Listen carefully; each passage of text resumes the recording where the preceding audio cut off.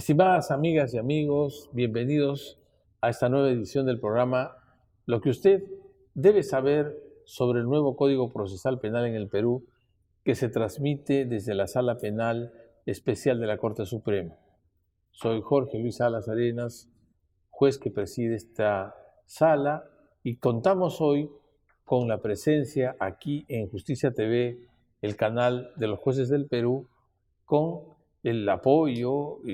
del señor juez supremo, el doctor José Antonio Neira Flores, integrante precisamente del colegiado de esta sala, profesor universitario y autor de varias obras sobre el proceso penal, conferencista internacional reconocido, quien va a trabajar con nosotros, nos va a explicar de la manera más asequible los alcances del proceso penal inmediato. Bienvenido, José Antonio. ¿Y cuál es el proceso penal inmediato? ¿Por qué hay un proceso penal inmediato? ¿Cuáles son sus características esenciales? Claro. Bueno, la sociedad siempre exige que haya una justicia que sea pronta, que sea inmediata, y hay algunos delitos en los cuales es posible que esto sea así, que se pueda suprimir algunas etapas del proceso penal común, y estamos hablando entonces del proceso penal especial inmediato. Un proceso penal común tiene etapas de investigación preparatoria, etapa intermedia y juicio oral. Cuando hablamos nosotros del proceso especial inmediato, solamente vamos a realizar diligencias preliminares que van a estar a cargo del fiscal, y de ahí lo que vamos a hacer es una audiencia para establecer si procede o no este proceso inmediato, y vamos a pasar inmediatamente para que el señor fiscal haga una acusación, el juez que va a hacer el juicio expida un autoenjuiciamiento, y vamos a ir directamente a un juicio oral, que inclusive va a ser en una audiencia única en el día, y si es necesario que se tenga que utilizar más, será en días continuados. Por lo tanto, se tienen que dar determinadas condiciones para suprimir estas etapas de investigación preparatoria y etapa intermedia, y eso se va a presentar siempre que se dé algunos supuestos. ¿Y cuáles serán los elementos que factibilizan la realización de un procesamiento penal inmediato, a diferencia de otros supuestos, es decir, de otros tipos delictivos o de otras circunstancias delictivas? Sí, en principio la idea es que haya flagrancia delictiva. La flagrancia delictiva es la percepción sensorial que frente a uno se está produciendo un delito, por lo tanto no tenemos que hacer mayores razonamientos para darnos cuenta de eso. Por ejemplo, si un sujeto le arroja combustible a una persona y encima le prende un fósforo, es evidente que estamos frente a la comisión de un delito, y por lo tanto no se va a requerir mayores actos de investigación, bastarán con los que se van a practicar inicialmente, ¿no? Ese es el concepto que vamos a dar de flagrancia. También cuando la propia persona que se le atribuye el delito acepta haberlo cometido, a eso lo denominamos confesión sincera, siempre que se verifique esta autoimputación. Y también vamos a encontrar casos en los cuales se hable de lo que se llama prueba evidente, o sea, el fiscal y la policía hacen una buena investigación y obtienen elementos de convicción del delito y la vinculación del investigado al momento inicial, que se llama diligencias preliminares, y por lo tanto será suficiente con eso, y en ninguno de los tres supuestos será necesario completar con la investigación preparatoria. Pero también el proceso penal especial inmediato se le ha incluido un par de delitos. El delito de omisión de asistencia familiar, estamos hablando de aquellos casos que en el área civil se ha hecho demanda por pensiones alimenticias y no se ha cumplido con pagar, y entonces ya sea inicialmente como una medida anticipada o ya sea con la sentencia, se van a enviar las copias a la fiscalía, y en el caso que no se llegue a pagar estas pensiones a través de lo que llamamos un principio de oportunidad, o sea, una negociación entre el fiscal, el investigado y su defensor para que pague la reparación civil, entonces el fiscal lo que puede hacer es una incoacción de proceso inmediato. También otro caso que es muy simple, que es el de conducción de vehículo en estado de ebriedad y en drogadicción. Entonces ahí lo que vamos a hacer es encontrar, la policía va a intervenir a un sujeto que esté conduciendo su vehículo en ese estado, seguramente va a haber una un examen inmediato provisional que vaya a tener que soplar un instrumento para que se acredite que tiene más de 0.5 alcohol por litro de sangre, si es un conductor particular, y si es de transporte público 0.25, para que se estime que esta persona estaría en curso entonces en este delito de conducción de vehículo en estado de ebriedad. Se hará una pericia inmediatamente para confirmar este resultado provisional y con eso es suficiente para que se cuente con la información. Además que en cada uno de estos casos también se va a recabar la declaración del investigado y por lo tanto ya no haya necesidad de que se realice la etapa de investigación preparatoria, que en casos comunes es de 120 días, que incluso se podría prorrogar 60 días más. Tampoco será necesario que se haga la etapa intermedia, que tiene plazos largos para que el fiscal haga su requerimiento de acusación, para que se corra traslado a las partes del caso, para que el juez haga una audiencia en el proceso inmediato. El fiscal en 24 horas va a hacer la acusación, el juez que va a hacer el juicio pide el autoenjuiciamiento también en 24 horas y señala fecha para el juicio, porque estamos hablando de casos donde tenemos toda la información, elementos de convicción que se van a convertir en prueba en el juicio y por lo tanto podemos suprimir tanto las etapas de investigación preparatoria y etapa intermedia y darle una respuesta inmediata a las víctimas de los casos. A eso le llamamos eficiencia, pero sin descuidar el tema de proteger los derechos fundamentales de los investigados, a lo que le llamamos garantías. Bueno, en España también tienen un procesamiento similar, solo que allí se llama proceso rápido y tienen un límite temporal, es decir, una dimensión máxima de sanción, 5 años. Si el hecho merece una sanción superior a 5 años, ya no es inmediato, o sea, hasta 5 años. ¿En el Perú tenemos una disposición de ese sentido, en ese sentido? No, no la tenemos. Cada país pues tiene la potestad de regular de acuerdo a la Constitución, a los problemas que se presenten, qué limitaciones se van a poner. En toda Latinoamérica y Centroamérica hay proceso inmediato con distintos nombres, ¿no? El modelo del cual se habla mucho ahora en Centroamérica y que se ha exportado también acá a Latinoamérica es el de Costa Rica, ¿no? Que le llaman proceso expedito, y es por eso que en el Poder Judicial, usted lo sabe, presidente, desde hace 15 años la Corte Suprema viene pronunciando jurisprudencia vinculatoria y justo es precisamente respecto a este tema, al tema del proceso inmediato, donde el año 2016 se pronunció una, que es un acuerdo plenario extraordinario de las salas penales 2-2016 para pronunciarse también respecto a este tema, porque hay que ver muy bien, ¿no? Cuando se trata de un delito grave estamos hablando de altas penalidades, porque también ahí habría que discutir seguramente con mayor precisión el tema de la responsabilidad del imputado, pero también qué factores tienen que ver con la determinación judicial de la pena y por eso hay que ver caso por caso, ¿no? En el sentido que puede ser también que sea un delito grave, pero de repente quede en una tentativa y por lo tanto recién se estaba iniciando la ejecución del delito y sea más fácil que se pueda eso investigar en diligencias preliminares. Entonces, ese es el estado actual, ¿no? La Corte Suprema justo ha resuelto una casación que es de ahí que el ponente ha sido el doctor Iván Sequeiros en ese sentido, ¿no? Entonces, sí. Cuando se trata de delitos cuyas penas sean muy altas, entonces hay que tener mucho cuidado para ver el tema de la aplicación, pero no tenemos un baremo como el que usted ha indicado de España, ¿no? Que se limite solamente para delitos que no sean mayores a 5 años, ¿no? Además, dicho sea de paso, en nuestro país las penas son muy altas, ¿no? Son mucho mayores que la de toda Latinoamérica, Centroamérica y también la posibilidad de obtener beneficios penitenciarios está restringido. Claro, es una herramienta, por tanto, que hay que manejar con cautela, ¿no? Como lo ha señalado el doctor Neira, es una herramienta que tiene que obedecer en su aplicación al principio de razonabilidad, de proporcionalidad, ¿no? Y mirar caso por caso el tema, ¿no? Y sería bueno, doctor Neira, saber si hay pasos son identificables en la realización del proceso inmediato para ver cuál es su estructura de ejecución. Pero eso inmediatamente después de una pausa que tenemos que hacer ahora, ¿no? Aquí vamos a volver en la Sala Penal Especial de la Corte Suprema con el doctor José Neira Flores, en este programa lo que usted debe saber sobre el nuevo Código Procesal Penal. Volvemos.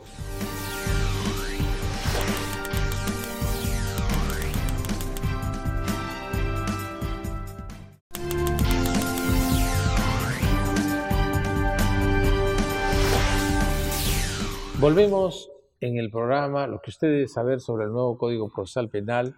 Estamos entrevistando en la Sala Penal Especial de la Corte Suprema al señor Juez Supremo, doctor José Neira Flores, sobre el procesamiento inmediato. En el corte le interrogamos sobre los pasos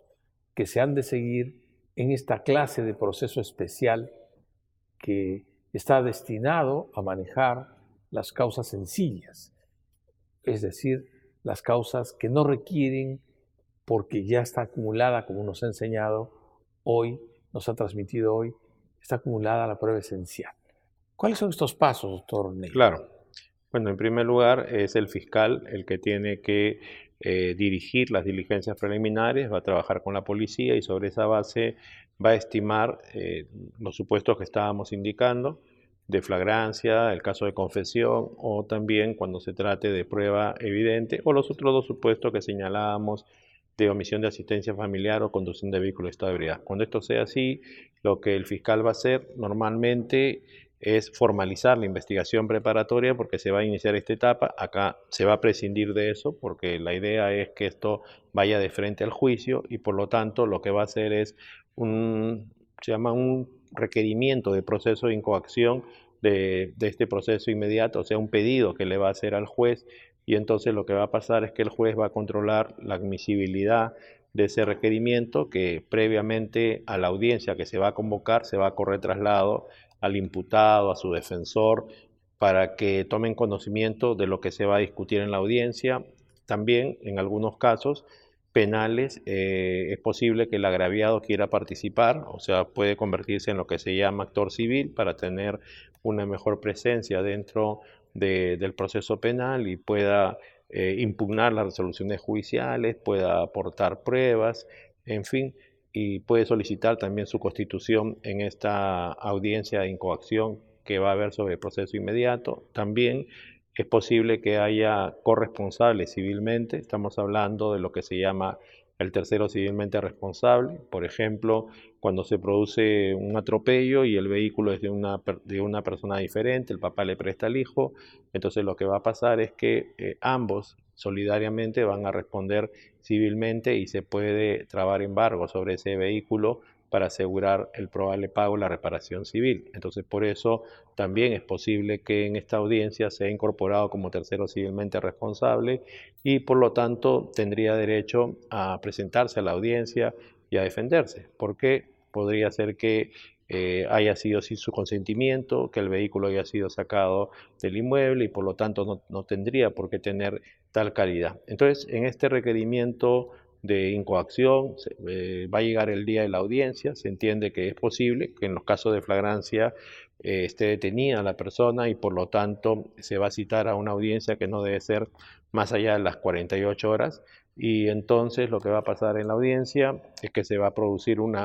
primero una discusión si este caso califica, como usted lo dijo, de prueba evidente, ¿no? Que es un caso donde no haya mayor complejidad, donde haya bastado con las diligencias preliminares para saber que estamos frente a un delito y que la persona comprendida en esta investigación sería su responsable. Una vez que esté aprobado eso, vamos a ver la posibilidad, porque en algunos delitos cabe esto, de que pueda haber una negociación entre la persona que está comprendida en esta investigación, su abogado y el fiscal. Estamos hablando de lo que se llama acuerdos reparatorios, ¿no? Cuando la pena mínima legal no supere los 2 años o en todo caso la sanción que se imponga no sea superior a 4 y cuando no hay un interés público, entonces es posible que se pueda pagar la reparación civil a la víctima y el caso se puede archivar. O sea, el fiscal desista del ejercicio de la acción penal y con esto no generaría antecedentes en la persona, pero solamente es en lo que se conoce como delitos muy leves, ¿no? Para tener esa posibilidad. También es posible que en esta audiencia ya se pueda hablar de cualquier clase de delitos y se pueda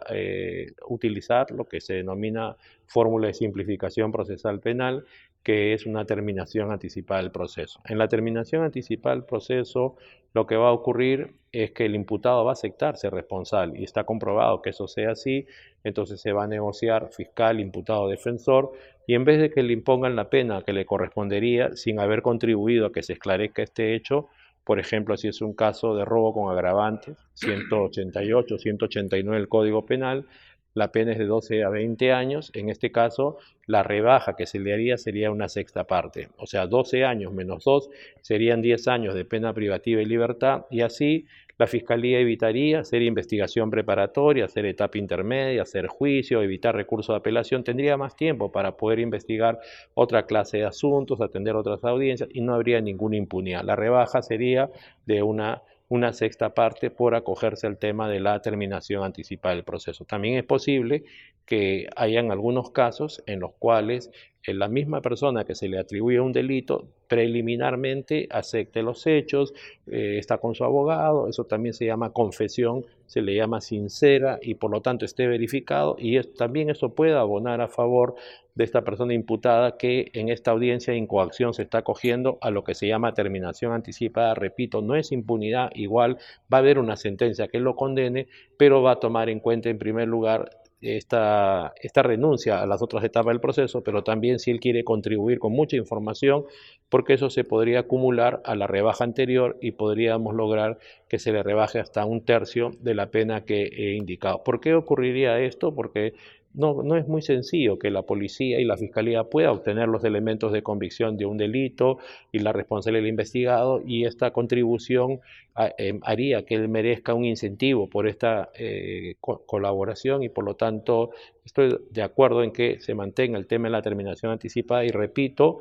esto permite también que la policía continúe haciendo otra clase de investigaciones, no tenga que sus policías tengan que ir como testigos en los casos de intervenciones en flagrancia de robos, de hurto, de otra naturaleza, y entonces descarga el sistema de justicia penal, policías, fiscales, jueces, peritos, y entonces, repito, terminación anticipada del proceso, va a haber una condena, se va a inscribir en el registro central de condenas, si vuelve a cometer un delito, él va a ser considerado reincidente, donde la pena que se le podría aplicar por un segundo delito sería no menor del máximo. Si fuera un robo con agravantes, yo les dije que la pena era de 12 a 20. Entonces la pena para un reincidente sería no menor de 20 más la mitad, dice la ley, artículo 46b del Código Penal sería de 20 a 30 años. Por lo tanto, es importante tener en cuenta esto. He escuchado algunas veces hablar en forma negativa la terminación anticipada del proceso, pero si voluntariamente el imputado asesorado por su abogado quiere negociar con el fiscal, en este sentido es constitucional y es legal. En el supuesto de que se haya aprobado el proceso inmediato, no haya habido ni principio de oportunidad ni terminación anticipada del proceso, que podría ser por cualquier delito, entonces ya vamos a ver la medida de coerción personal que correspondería. Siempre el fiscal es el que la va a solicitar, supongamos que sea una prisión preventiva, entonces ahí él tendrá que demostrar porque se cumplen con los requisitos que la ley establece, que son 3 fundados y graves elementos de convicción de un delito, la vinculación del investigado al delito, en segundo lugar, que el pronóstico de pena privativa y libertad sea mayor a 4 años, y en tercer lugar, que haya peligro procesal, que él se pueda sustraer de la investigación o que él pueda perturbar los actos de investigación, y entonces la defensa lo que tiene que hacer en esa audiencia es, si de acuerdo al caso concreto y a lo que la ley permite, es posible refutar, ¿no? Bastaría que no se dé alguno de estos elementos para que se declare infundada la prisión preventiva. Hoy día se habla mucho de modificar las reglas de prisión preventiva. Es bueno que la población sepa que la última modificación fue el año 2013 por la ley 30.076 y que la Corte Suprema, yo les dije que saca una interpretación de las leyes a través de jurisprudencia vinculatoria, mayormente lo que se llama acuerdos plenarios de las salas penales de la Corte Suprema, lo que significa que todos los jueces de las salas penales de la Corte Suprema nos reunamos para tomar una decisión, cuál es la mejor interpretación y aplicación, y tenemos ahora pendiente una, pero ya en cada sala penal de la Corte Suprema, a través de lo que se llama el recurso de casación, ya se ha establecido ya correctas interpretaciones, como son las casaciones 626-2013 de Moquegua, donde se señaló que cuál es la información con la cual el juez puede imponer esta medida, o sea, con qué clase de datos tiene que ir la Fiscalía para lograrlo, cómo se hace la audiencia, la casación 631-2015 de Arequipa también sobre el tema de los arraigos, para que haya un peligro procesal de que alguien se pueda sustraer de una investigación, es necesario que no haya arraigo de posesión, quiere decir que uno no tenga algunos bienes o elementos materiales que lo obliguen a uno continuar viviendo en el lugar donde indica. En segundo lugar, cuál es el concepto de arraigo familiar, el concepto de arraigo laboral. Y últimamente ha habido una casación de Loreto en la cual se le dice a todos los jueces que cuando interpreten el tema de las reglas de prisión preventiva, el peligro que se encuentre de que haya sustracción, yo diría que también perturbación, no tiene que ser un peligro abstracto en general, un peligro de los tratados de derecho, sino tiene que ser en el caso concreto. ¿Qué dato ha aportado la Fiscalía? Ellos trabajan con la policía que elabora un informe, qué diligencias preliminares hay que demuestre que esto ha ocurrido, ¿no? Y también tenemos una casación de Loreto, o sea, la Corte Suprema expide estas sentencias para establecer principios generales del derecho, donde se dice que también en la audiencia se tiene que establecer o discutir, y después en la resolución que el juez expida, nosotros le llamamos auto, sobre el juicio de imputación o sobre la apariencia de verosimilitud del hecho como delito, ¿no? Si un requisito importante para que se imponga esa medida es la de fundados y graves elementos de convicción del delito y la vinculación del investigado, en esos términos entonces se tiene que discutir. Entonces son tres pasos los que se van a tener que dar en este requerimiento de incoacción del proceso inmediato, ¿no? Primero vamos a discutir el tema de que si corresponde o no que se imponga este proceso. En segundo lugar, si va a haber una salida alternativa, como les decía, principio de oportunidad o acuerdo reparatorio, o una fórmula de simplificación procesal penal, que es la terminación anticipada. Y en tercer lugar, si no se dan estos supuestos, no sea el segundo supuesto, entonces se tendría que ver cuál es la medida de coerción personal que corresponde, una prisión preventiva o sino que concurre en libertad a la investigación con algunas restricciones, le llamamos comparecencia con restricciones, ¿no? Entonces ese es el primer paso, que sería el requerimiento de incoacción de un proceso inmediato y la audiencia. ¿Qué sucede si, incoado el proceso inmediato, el señor procesado ofrece medios que no se van a poder actuar inmediatamente y que son vitales, importantes, trascendentes para el ejercicio de su defensa? ¿Es posible, según el criterio del doctor Neira, que el proceso inmediato se transforme, se convierta, por ejemplo, en un procesamiento común? Sí, claro, cuando hablamos nosotros de que haya flagrancia o haya confesión o haya un caso de prueba evidente, quiere decir que no hay duda. Estamos frente a la comisión de un delito producto de las diligencias preliminares. Si tenemos alguna duda de que esto sea así, es obligatorio que se hagan todas las etapas del proceso y que se esclarezca realmente esta situación, y además obviamente el investigado tiene derecho a defenderse. Está bien que la idea sea que haya un proceso rápido, que se dé como se llama tutela judicial efectiva, celeridad, pero tampoco puede ser violando las garantías que le corresponden al imputado, y por lo tanto si él solicita a la Fiscalía que se practiquen determinados elementos de convicción, entonces la Fiscalía tiene que actuar objetivamente, porque no investiga para probar la responsabilidad del imputado, sino para que se esclarezcan los hechos, y por lo tanto debe tomar en cuenta también esta solicitud que hace la defensa. Es más, en esta audiencia de incoacción de proceso inmediato debe oponerse el abogado defensor cuando no esté de acuerdo en que se suprima la etapa de investigación preparatoria. Y tenemos algún caso interesante. Yo recuerdo un caso que es muy importante que la comunidad lo sepa, porque la idea es evitar errores. Es un caso de un señor cuyo apellido son Chu Cerrato, un señor que lo intervinieron en el interior de un vehículo, su vehículo. El señor es un empresario y entonces él iba a ir a una reunión social donde obviamente no es ningún delito ingerir licor, sabía que eso era así, un tipo responsable, y por lo tanto lo que hizo fue llevar un conductor para que maneje su vehículo. Entonces manejó su vehículo, el conductor, estaban retornando a su domicilio, el señor se quedó dormido en el asiento de atrás cuando se había producido un incidente entre la policía que intervino al conductor y entonces en qué grado de intensidad habría sido el tono de voz que se empleaba entre el señor policía y el conductor, que este señor que estaba durmiendo en el asiento de atrás se despierta. Y entonces lo que va a pasar es que el señor policía recibe algunas palabras de este señor, baja el vidrio, el señor policía se va a acercar donde él, el señor le coloca con su dedo índice en el pecho, total, aprenden al señor la policía, estaba en un operativo y se lo llevan preso. Le imputan a él violencia y resistencia a la autoridad, o sea que él se estaría oponiendo a esta actuación de la policía, ¿no? De pedirle documentos al chofer que estaba conduciendo el vehículo, pero el tema está que cuando le hacen el examen, el dosaje etílico a este señor tenía 2.7 de alcohol por litro de sangre. 2.7 alcohol por litro de sangre es una cantidad, de acuerdo al baremo que establece la ley, que este señor debería estar en estado de coma. Entonces díganme ustedes, una persona que si 0.5 es la medida para que cuando uno conduce un vehículo ya esté incurso en el delito de conducción de vehículo de estado de ebriedad, vean la proporción ustedes con 2.7 alcohol por litro de sangre, en qué situación se encontraría el señor y por lo tanto qué clase de lesión puede afectar un señor que se encuentra en ese estado físicamente cuando le tengo con un dedo en el pecho al señor policía. Pero por otro lado también viene el tema violencia y resistencia a la autoridad. Usted es un penalista, señor doctor Salas Arenas, y sabe que los elementos están compuestos por una serie de elementos, ¿no? Acción, tipicidad, antijuricidad, culpabilidad. Y en la culpabilidad vemos el tema de la imputabilidad. Tiene que ver con que para cometer un delito y para ser responsable penalmente es necesario que uno tenga una capacidad mental, uno pueda discernir ese comportamiento y entonces con 2.7 alcohol por litro de sangre, si es que uno no se ha puesto adrede en ese estado y si es que uno no tiene una capacidad física de poder, a pesar de ese estado, practicar algunos actos con libre albedrío, entonces uno no sería responsable. Trastorno mental transitorio. Claro, una grave alteración de la conciencia y por lo tanto uno no sería responsable de ese delito. A pesar de eso,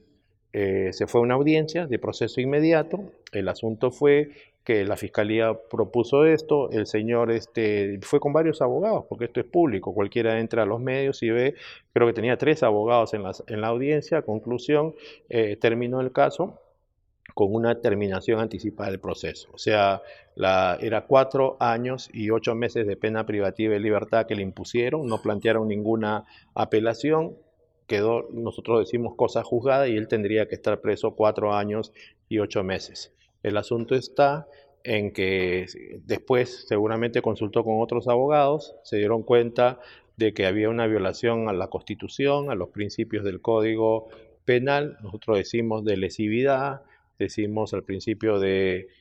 proporcionalidad, ¿no? Lesividad, porque se supone que tiene que tener cierta afectación a bienes jurídicos para que haya el delito. ¿Cuál podría ser la intensidad de un señor que se encontraba con esa cantidad de alcohol cuando lo tocó a este sujeto? Y por otro lado tiene que ver también con el principio de legalidad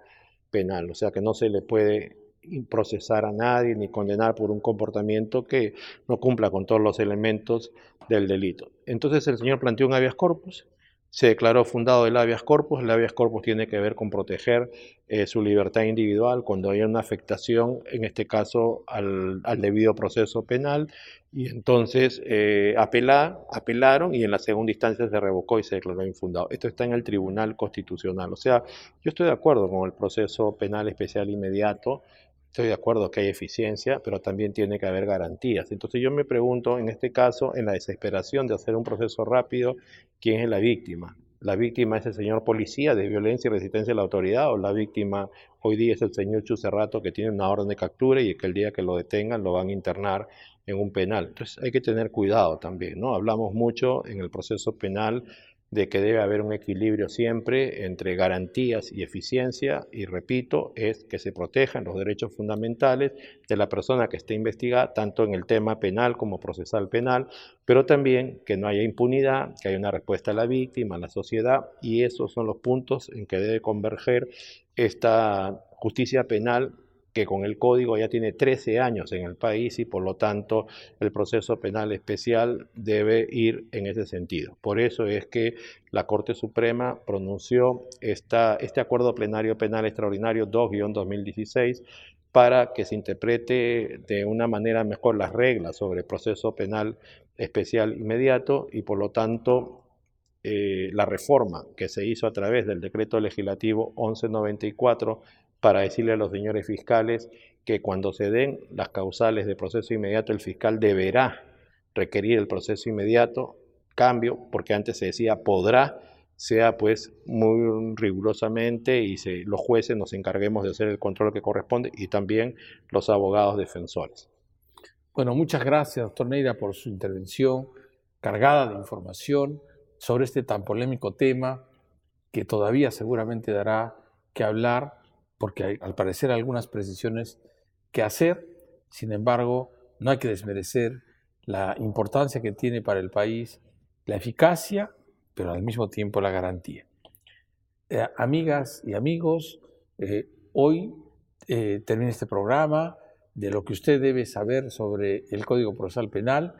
Aquí en la Sala Penal Especial de la Corte Suprema hemos tenido al doctor José Antonio Neira Flores, juez de la Corte Suprema, hablando sobre el proceso penal inmediato, y nos vamos a ver en la siguiente edición del programa. Gracias, doctor Neira, por su presencia. No, gracias a usted, doctor Salas Arenas, y invito a toda la comunidad a que continúe viendo este magnífico programa. Como ustedes se darán cuenta todos los días por las publicaciones en los medios de comunicación social escritos, radio o televisados, todos los días hay noticias penales, y la idea es que ustedes comprendan por qué es que se da en este contexto. Muchas gracias. Hasta luego.